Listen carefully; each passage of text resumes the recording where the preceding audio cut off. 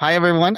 Thanks for joining us today and Go with the Flow podcast with Eric from Ionic and myself, Christian Aguilera Sandoval from Supernova Flow Cytometry. Today, we have a special guest, Eric Groves from Q Square, or I always mispronounce it, NVIDIA, but I'll let Chris introduce himself a little bit and tell us a little bit about himself.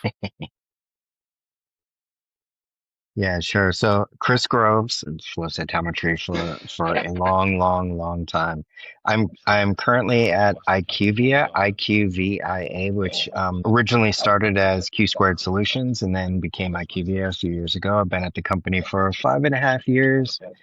Prior to that, I spent time in large pharma companies and startups. Over 30 years of doing flow cytometry and immunology and immune assays, and where I exist right now is a contract research organization. So we're tasked with performing small exploratory non more like custom product custom solutions, developing custom solutions for for small studies.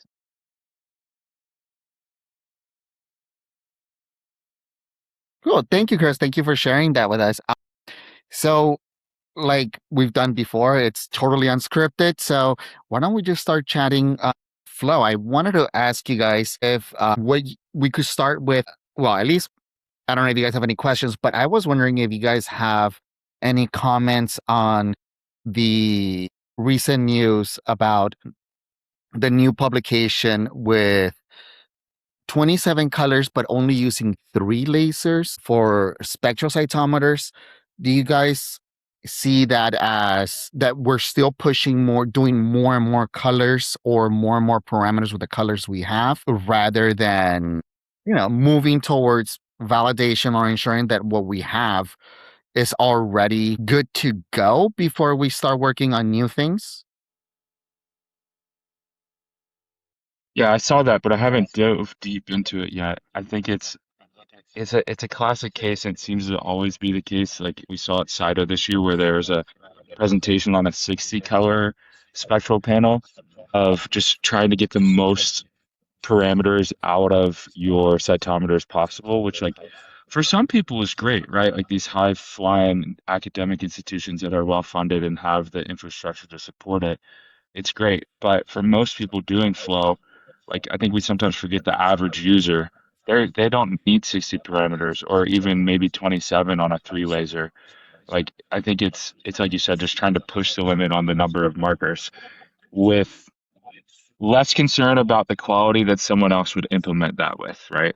That's my thoughts on it. Right. Chris, would you ever see that in, for example, now that you're in NVIDIA, the something like this, like 27 colors on a 3 lace? IQVIA.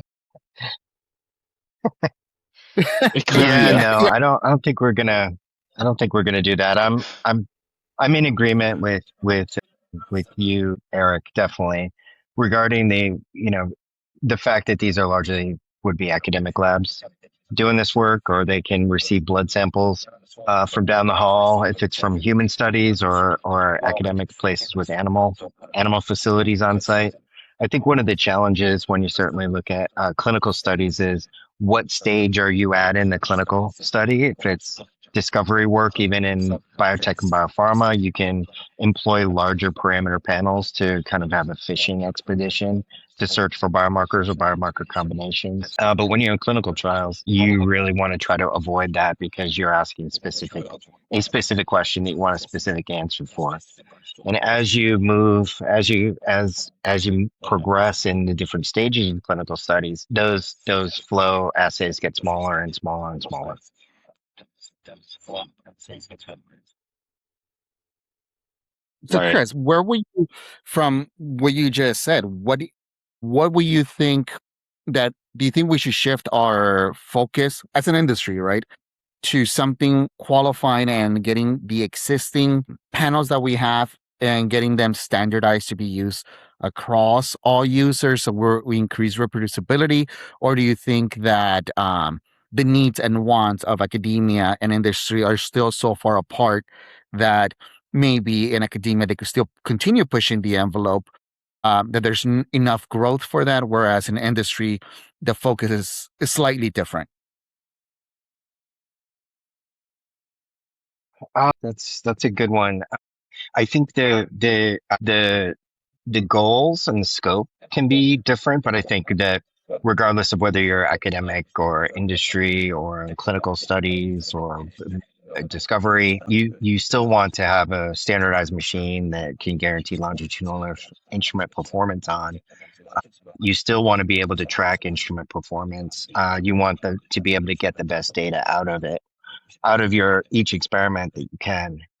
And particularly when you're dealing with longitudinal experiments, I think it's really important that you have built in some sense of instrument performance characterization and understand how you can work to maintain that high level of performance out of your assays.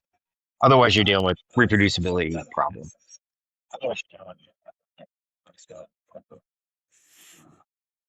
I see. I see. What do you think, Eric?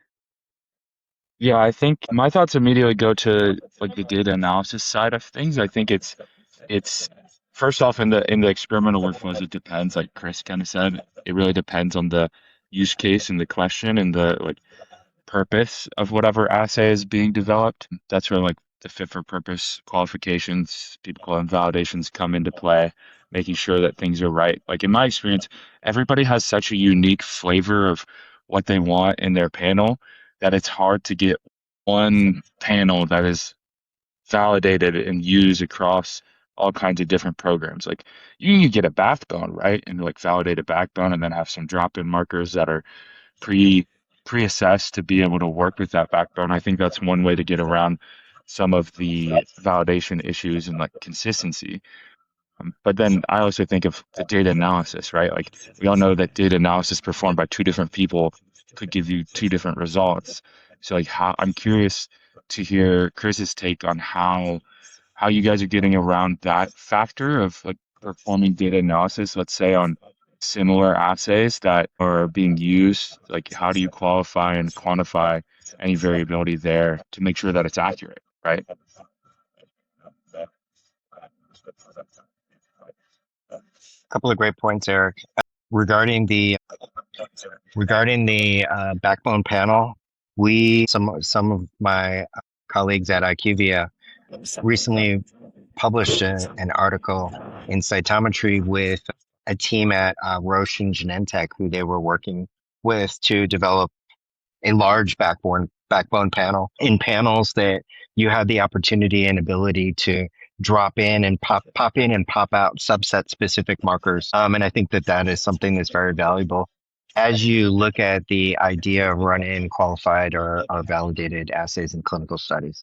I think this is something that could be beneficial also to anybody who's performing flow assays to have a pre-configured panel. Half the battle is making sure you have an optimized panel. So if we can have vendors, and now there are increasing number of vendors that are creating pre-configured panels, that I think that that's something that helps everybody to reach towards better levels of standardization. Then again, then on the other side, when you start looking at standardization and reproducibility, sharing the same panel and the same method and the same protocol is something that's goes a long way for reproducibility, to improve reproducibility.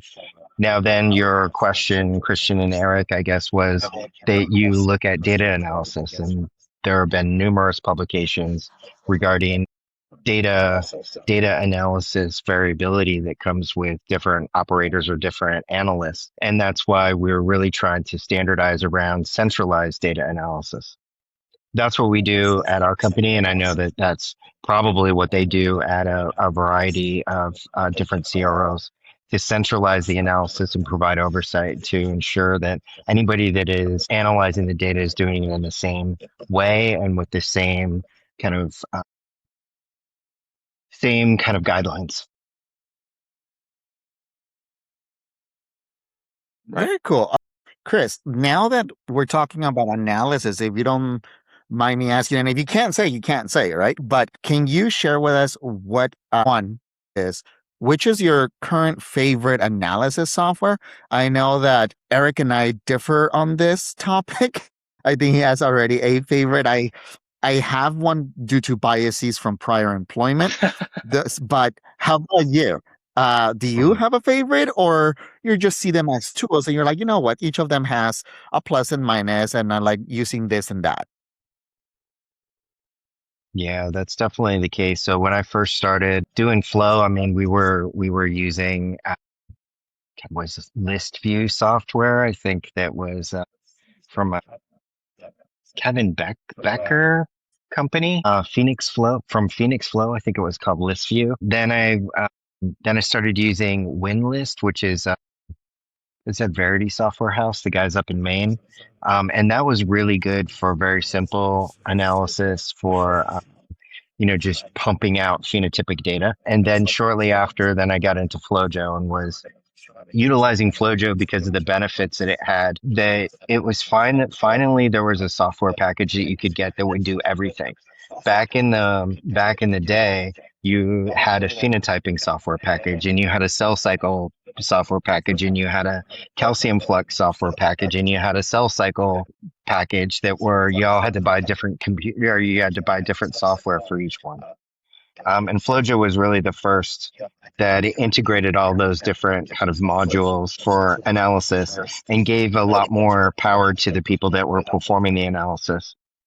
So FlowJo, I think I've probably used the longest, and now have used a wide variety of programs. And now I think we're resting on not Cytobank, OMIC, which is based on Cytobank or very similar to Cytobank. If you are in the mass cytometry field, you've used that. Instead, OMIC is great because it's a clinical kind of package. It enables you to have checks and guidelines that you can't go past. Like if you do an analysis and you export the data, you can't go and change the analysis again. And I think these are just some good things that clinical packages, and OMIC is just one of them. FCS Express is obviously another highly used program. I guess I don't I really see. have a favorite. Eric, I just use isn't whatever I have. OMIC the whatever's available to the organization, is what you're saying? That makes sense. Yeah. And do you have recommendations, Chris, for our listeners on what from your perspective, right, with your 30 years experience in flow, what would you recommend to our listeners on how to choose the right analysis software for them? What should they keep their eyes out for? What should they prioritize? Wow.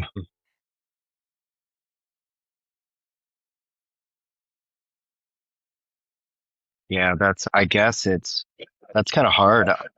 I like FlowJo primarily because I like using Macs, and FlowJo was the program was first built around you using Mac computers for your analytics. Versus WinList was obviously a PC based version, Hmm. and FCS Express is also a PC based version. So I guess look at the computer systems that you have. A lot of software programs actually are going to the cloud for the analysis and analytics, which frees up your clunky computer like I have right now and a crappy Wi-Fi system or internet connection like I have currently, and frees that up, and the work is done in the cloud. So I don't, I don't know. Depending on what your application, are you clinical or non-clinical? And then price is a huge factor as well. I think I would go based on that. Whatever you can get. What's the best deal that you have? What's your previous familiarity? But I would definitely suggest moving away from the instrument software. The instrument software for acquisition should be just that, software for acquisition. And I know companies spend a lot of time putting capabilities into their software to allow you to print out analytics. And I think that it's just much better to do offline, get people off the instruments or get yourself off the instrument and do the analysis wherever you feel more comfortable. I guess that's just my I general see. advice. Eric, what since you do a lot of analysis, especially for consulting purposes, what do you think? Yeah, I think it does depend. Obviously, like clinical stuff, you're going to use the common one is FCS Express or Diva. And then I like for discovery, I personally don't think you can beat Omic currently. It's like Chris was saying, kind of like the successor to Cytobank, but it's like done Mhm. right. Chris Siquiella, who started it, did an amazing job setting it up, in my opinion, and making everything relatively streamlined and easy to follow, in which they do have like academic rates too for people, so it's fairly affordable for smaller labs too. But it's super nice for a lot of discovery work. And like Chris said, they also have an enterprise version where you can like have locked auditable tasks that can be not changed once they're performed and then can be fully audited afterwards and see what exactly was done on this data. So that's something that's super helpful. Like I think Flojo is great, obviously, for like small, quick and dirty kind of analyses, in my opinion, like doing simple flow panels. You don't need a huge workhorse for that. You just need something that gets the job done, and Flojo definitely does. It'll be interesting to see how Flojo 11 eventually migrates to the cloud. I think that's their goal. So that'd be really interesting to see how that actually pans out and what kind of capabilities they have. I think they're a little bit behind the game right now in terms of that. So it'll be interesting to see if they are able to like catch up in terms of capabilities and usability with more advanced analysis algorithms, right? That's just my 2 cents. But yeah, Omic has a whole host of things that make it really nice to use. What about you, Christian? I Very know cool. Thanks.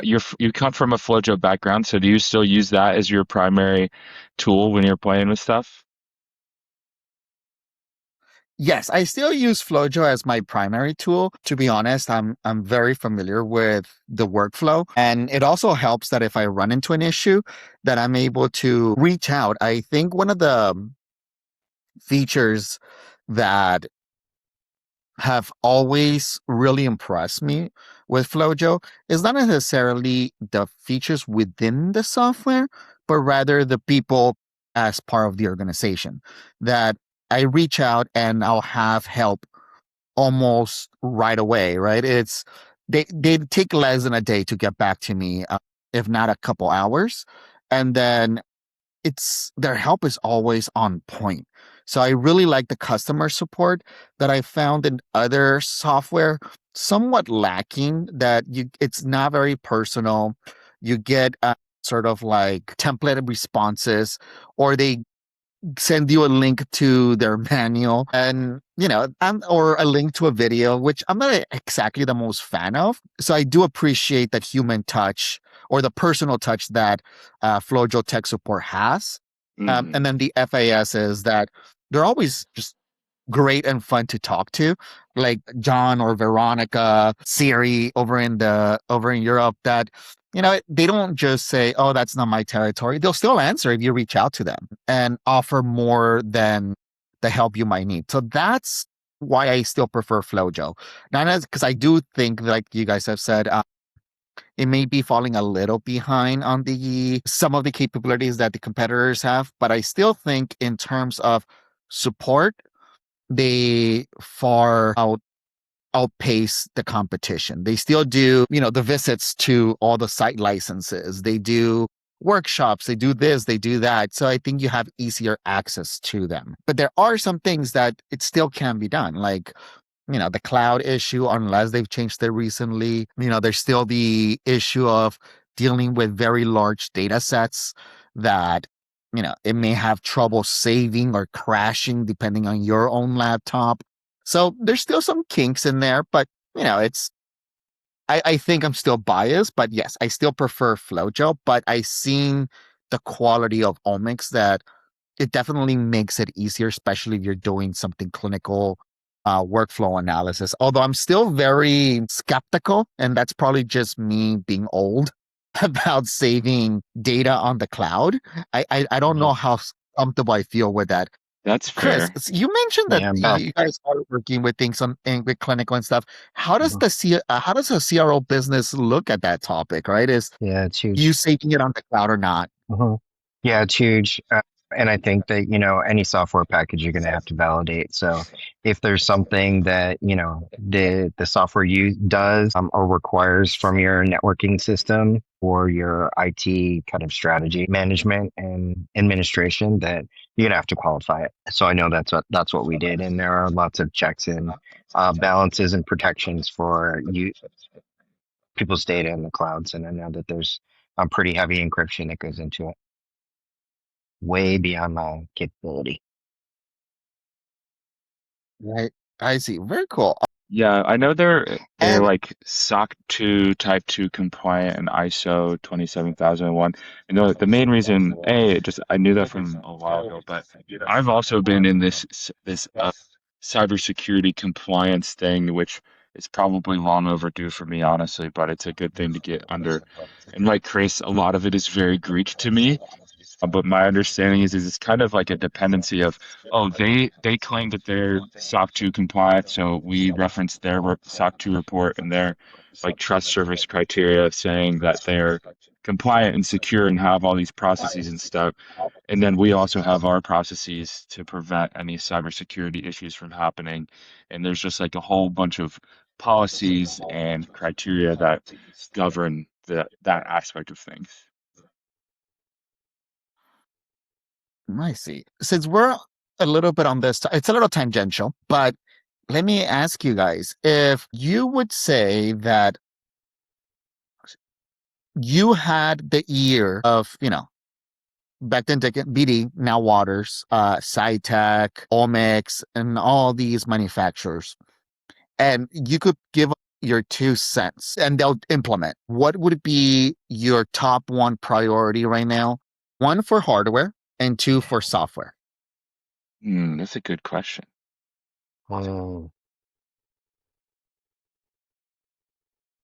that's Or so at least an hard. important one. So I hard. know, right? Because there's so many cool things that are going on right now, right? The imaging cytometry capability, I think on that side, hey, we're doing spectral flow. Why can't we do spectral imaging also? And That's it's interesting. something easy for me to say, but it's like an engineering, super challenge. Interesting. What else? Make the instruments cheaper, Yeah. you know, smaller, cheaper. Mhm. Mm. Wait, there's something here that you just said, smaller. So do you think footprint right now is an issue? The instruments are too large that you would say, No, no, hey, I don't. let's minimize this? Yeah, I don't think so. But generally when you think of like newer, you think of smaller, right? Yeah, I would think it's an Okay, so you area think for more compact. improvement. Yeah, it's an area for improvement, I think. Like I was just looking up this morning the size of a Sony ID7000. It weighs like 450 pounds and it takes up like at least when you account for the workstation and the different tanks and the instrument itself, it takes up like a whole lab bench, like a whole standard lab bench. Plus, yeah, just if it's smaller, it'll hopefully be a little bit cheaper, like Chris is saying. I think the more you democratize people being able to run these high parameter assays, like reasonable, like 5 lasers run 30 colors, right? Like something like that, not 27 on 3 lasers, but like something reasonable like that, the better the field gets, right? And I think like seeing more of a razor blade, like a Gillette style model to these sorts of things would be a little bit better. Like sell the instrument as almost a loss leader. Then make your money up on the reagents if you want. That's fine because people can always source other reagents, and there's not a monopoly on that per se or oligarchy Hmm. on that where you could make your own reagents in some cases, but you at least get your foot in the door and start producing data and making things, running experiments if the instrument is a lot cheaper. So I think that's a good one. I would say from a software side, like just having a little bit more, this is something hit on a little earlier, standardization, having a little more cross compatibility between different softwares, like both for analysis and acquisition. And like getting to your point, Christian, on the autofluorescence, like you just published that newsletter a couple weeks ago, and the unmixing algorithms and how everybody has a different flavor. Like, let's just come to a consensus on what works well, what's the state of the art at the time, and then implement that and run that. And like have the option to do, here's our state of the art thing based on what the field says. Here's our proprietary one.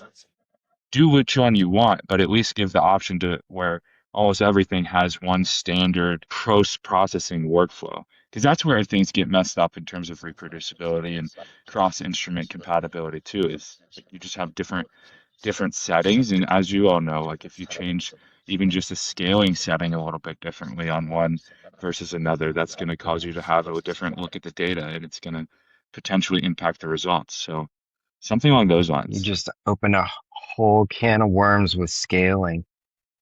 But yeah, I'm right. I'm there with you. There's a there's a quote that I really like from a paper on God, T-regs, I think. From it at this point, I think it's like 10 years, 7 to 10 years ago, that Shane Crowdy authored. And I think at the very beginning, he had a quote uh, that was scientists would more rather share each other's toothbrush than to agree on nomenclature for something. And I would extend that to algorithms. So if you wrote the algorithm, that's the one you want to use. And if, you're standing on the outside like me, I want the one that works the best for my system. And now everybody has different systems. Some have more lasers, some have fewer lasers or excitation sources.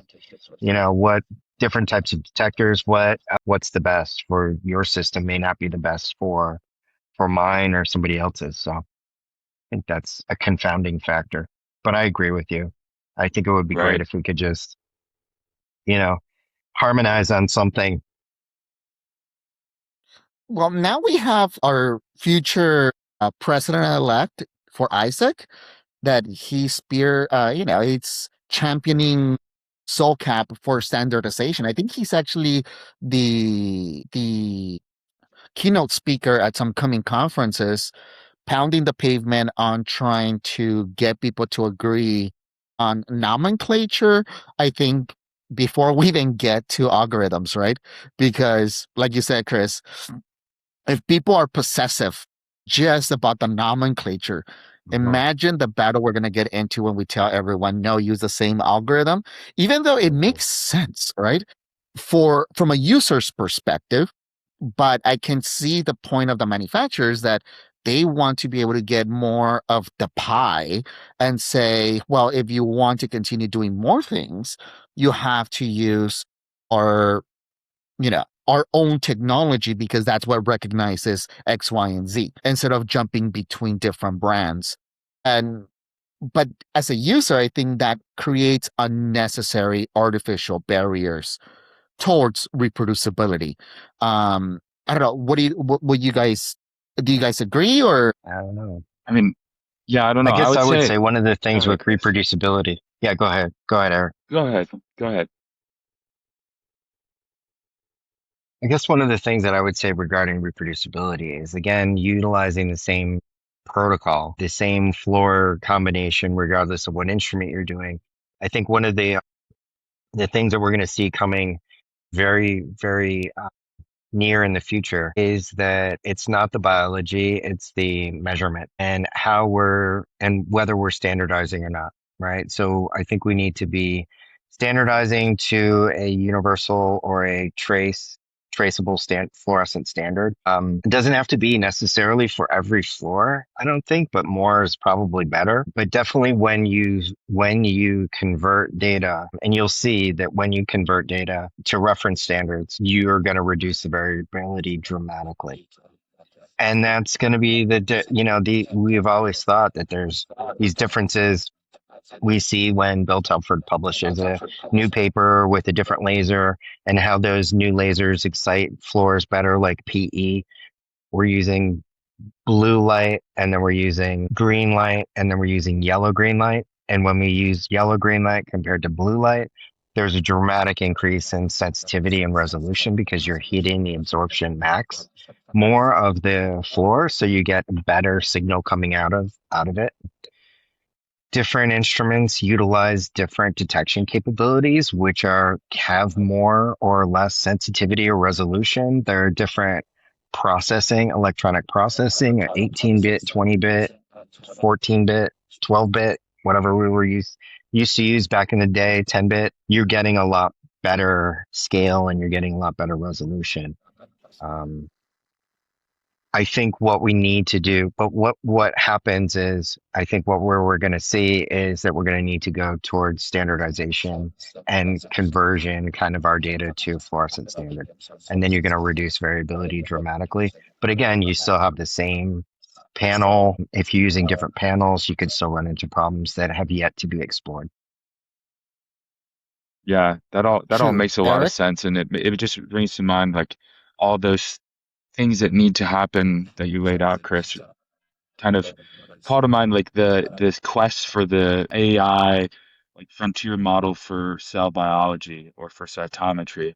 Like this is why I think it's still pretty far away from actually having an accurate model for this sort of stuff, is because the data sets and the data that's being fed into a model is so disparate and different, and just like even the names are different. So like one person calls a I don't know, CD45 or a CCR7 positive T cell, a naive T cell, even though it could be a naive or stem cell memory T cell, like those sorts of things, where the nomenclature alone, plus the technology stack behind it, like that, it's so messy that I think this is a super important conversation of how do we clean it up so that we can get into actually having true like agents that can help solve and diagnose things if that's the way to go, right? I also think like AI is honestly pretty overhyped right now, and it's super useful and helpful for some things, but especially large language models are like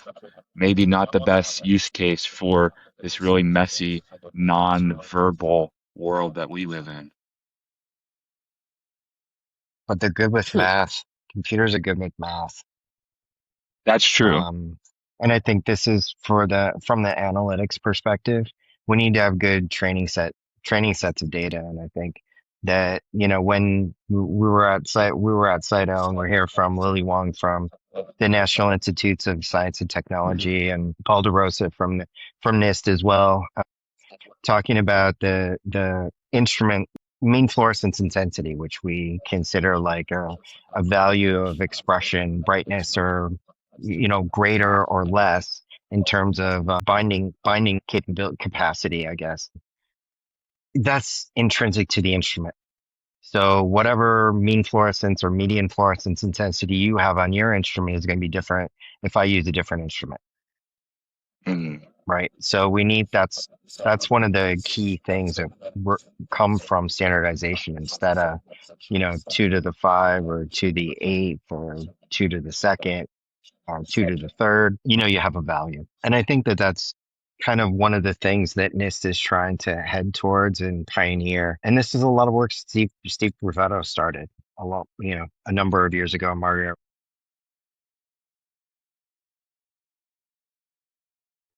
to your data and how important that is.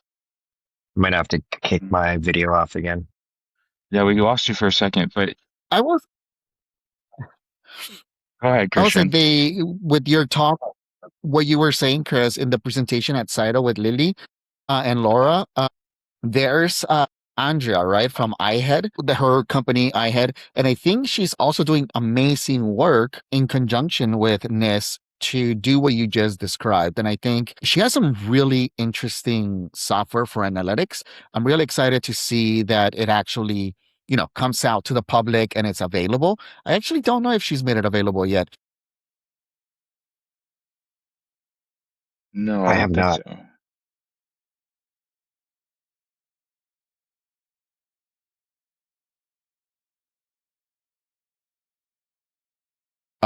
Paper from NIST about standardization. I think they presented at CITO about TBNK, if I want to remember correctly, and they loosely mentioned that if I remember, I could be wrong, but if I loosely remember it during the median intensity talk as well, that Andrea and her organization is also really pushing to standardize flow from an analytics perspective. So I'm interested to see and hear also what they have coming down the pipeline in the coming years. And speaking of things that we'd be excited for, one thing that I would love, and I don't know what you guys think about this, is I would love it if either Apple or Google, one of the tech giants, right, all of a sudden got an interest in flow.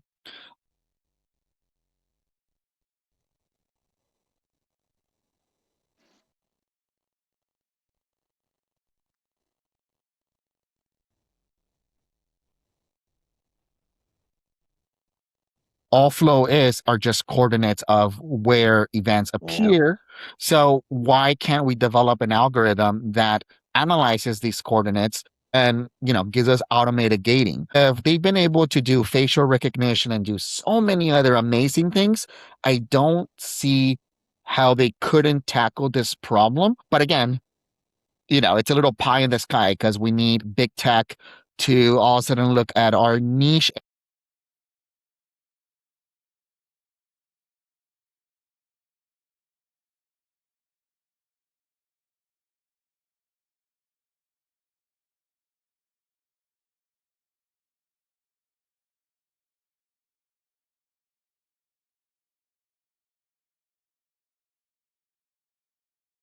Well, I think this is kind of what Cloud Science is trying to get after, right? Like they just released that a month ago or so of I imagine part of their whole play is to ingest all this data that people give it on different scientific experiments and then create models that can accurately kind of understand what's going on when they're given a data set. I don't know, something like that. But I think just like for a second, piggybacking off of the last little conversation and it ties into this, is maybe there's a way for to use some sort of AI modeling to take the inputs of the run parameters, like talking about quantifying things and like MFI being a relative, it's a very relative measure.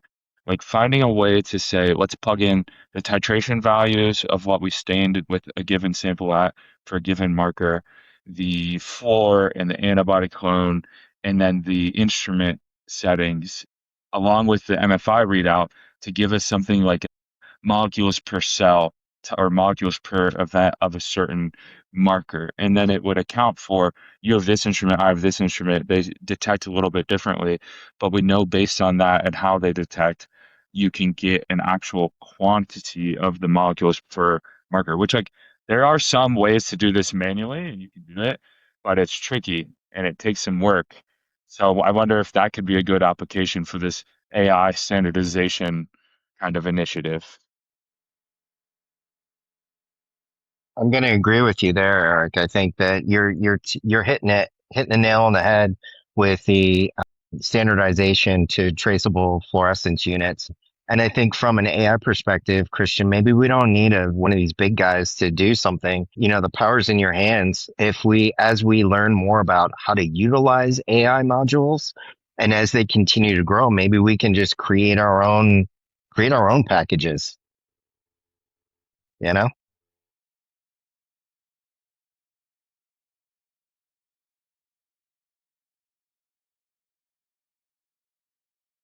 Yeah.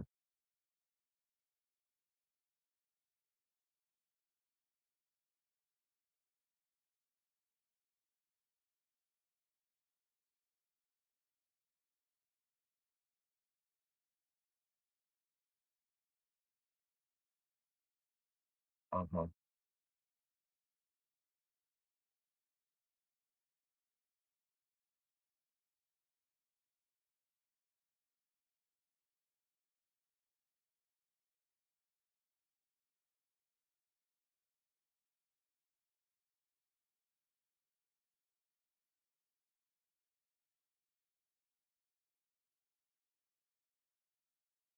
Yep. Hmm.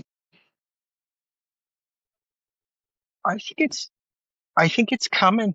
I think it's coming. I think it's coming, and I think it's coming, and I think that we need to have a repository of AI ready data. And I think it's not really AI ready until you standardize it to traceable units. Right. I think that's the first good step. And then you have to list everything, right? Your protocol, your method, how you did stuff, and be completely transparent. Um, and from the perspective of the NIST Flow Cytometry Consortium that's going on right now, we're providing NIST with the unmixing controls or our compensation control data. and then our uncompensated data so that they can look at it, our raw data, not our unmixed data from spectral. And then they can, you can trace back to the original data, the data to really recreate the analysis that was done.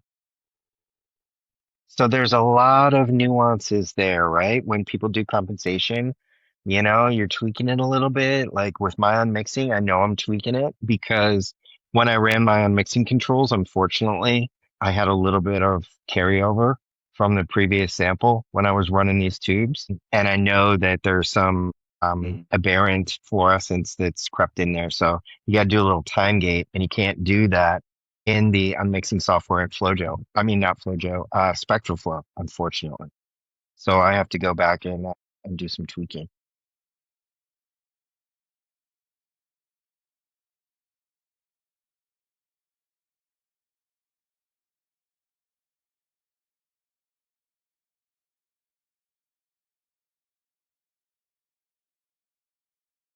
Uh, Unclear, Christian. I don't use that platform, but I do. I think it's got a lot of potential. Guys, I'm going to have to go. It was great talking to you. Sorry about my computer networking related issues. And I hope to be able to join you guys again some point in time. Maybe we can have this later in the afternoon and we can have a little bit more spicy discussion over a couple of beers. Yeah, that sounds great. Yeah, that would be my suggestion going forward. We'll do a live one. All That's a right, good idea. everybody. All right, Hey, Chris, hey, thank you. take care. Thanks so much for including me. Appreciate it. Thanks for joining. Bye. Bye.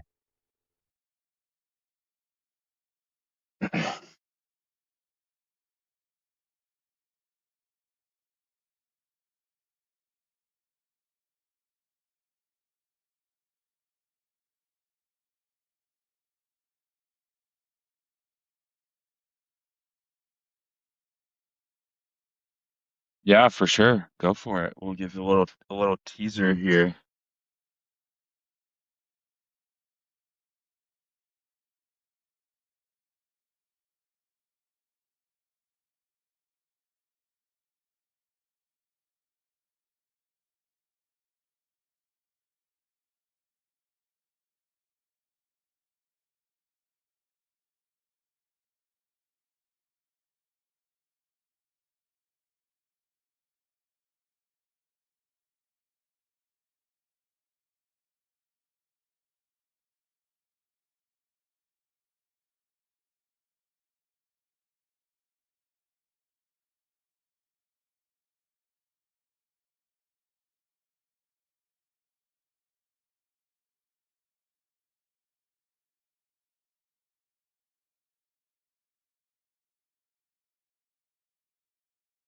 Mine is you can follow my personal page, just Eric Haas.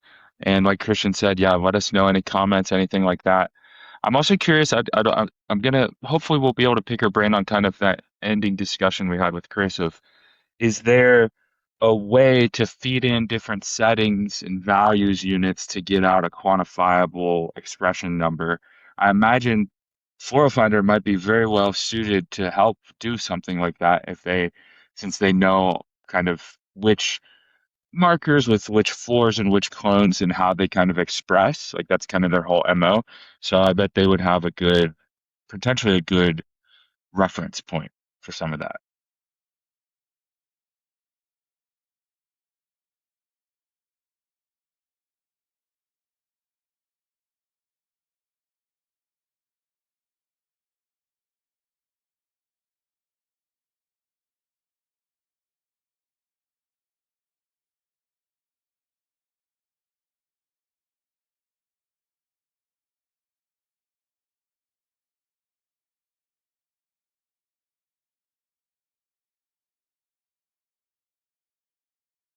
Right.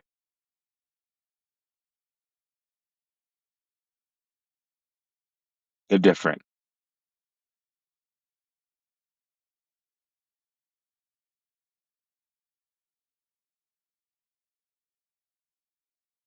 Right. Exactly. Sounds good. All right, Christian, until next time.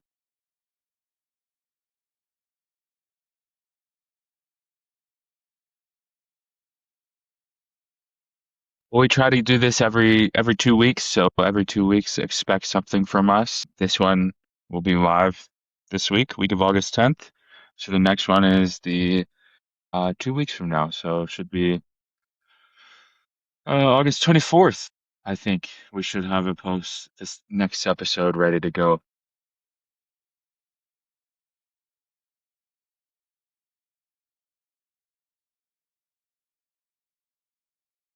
Indeed, we just go with the flow. All right, Christian. Until next time.